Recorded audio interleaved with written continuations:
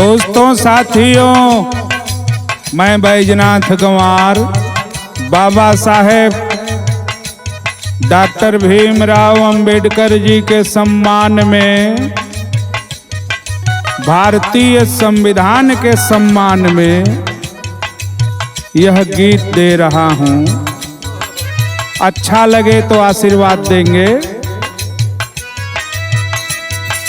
बाबा भीमराव के भी धनवा हो बाजहनवा में आला।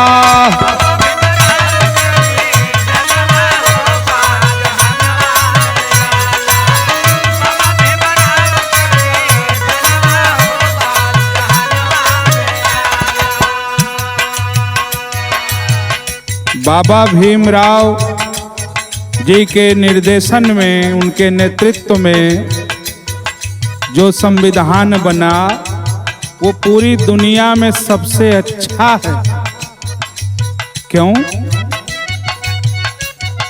संप्रभु समाजवादी धर्म निरपेक्ष हो,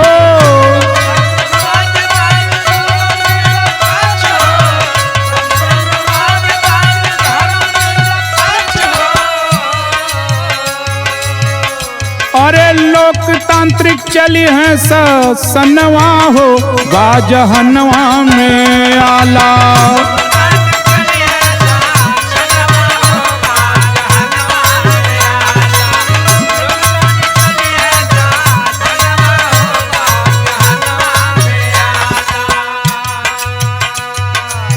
भारतीय संविधान लागू होने के पहले यह देश अंग्रेजों का गुलाम था, उसके पहले मुगलों का गुलाम था, तमाम रजवाड़ों में बटा था, राजा रानी शासन करते थे। लेकिन भारतीय संविधान लागू होने के बाद लोकतांत्रिक व्यवस्था है, संविधान का शासन है, किसी राजा रानी का शासन नहीं है।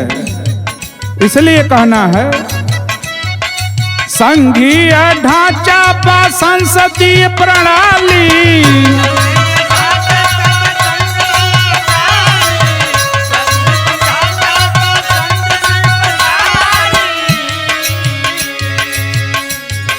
न्यायालय स्वतंत्र संविधानवा हो बाजहनवा में आला।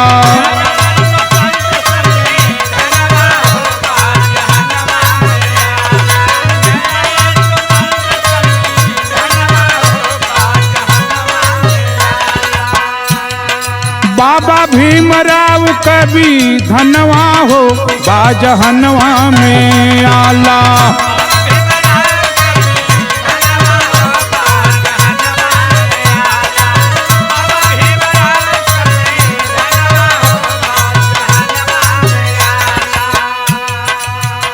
जे संविधान पढ़ले होई या ओकर कुछ अंश MA BA हाई स्कूल इंटर कैले होई, वो हमार बात बूझी कि का कहतानी। नीति निर्देशक तत्व हुए पहचान हो,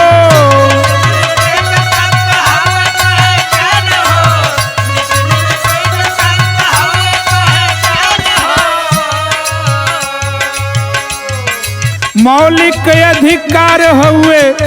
हीरा भैया, नागरिकों के कुछ मौलिक अधिकार हैं, समानता का अधिकार, शिक्षा का अधिकार, सबको बराबरी का अधिकार, अपनी बात कहने का अधिकार, ये सब मौलिक अधिकार हैं, हर नागरिक को उपलब्ध हैं। यही बाबा साहब के संविधान का कमाल है।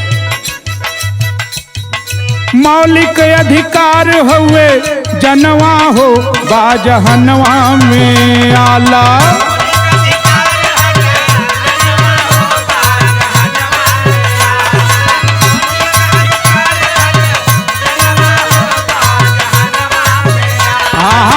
बाबा भीमराव कभी धनवा हो बाजहनवा में आला।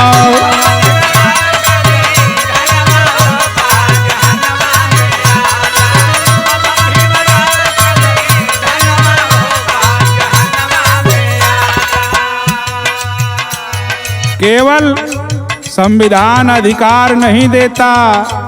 दोस्तों साथियों, एक नागरिक के तौर पर आपके कुछ कर्तव्य भी हैं।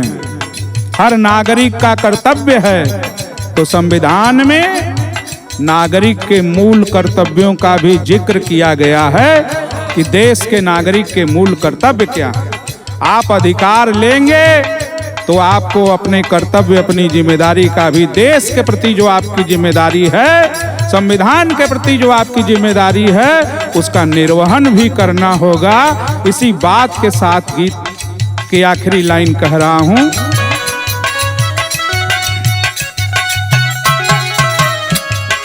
हर नागरिक का मूल कर्तव्य हो,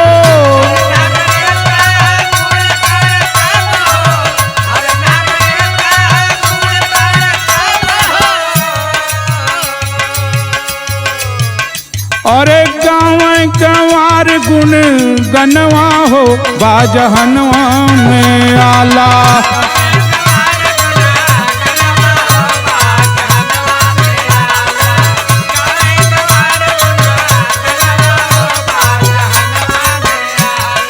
बाबा भीमराव कवि धनवा हो, बाजहनवा में आला।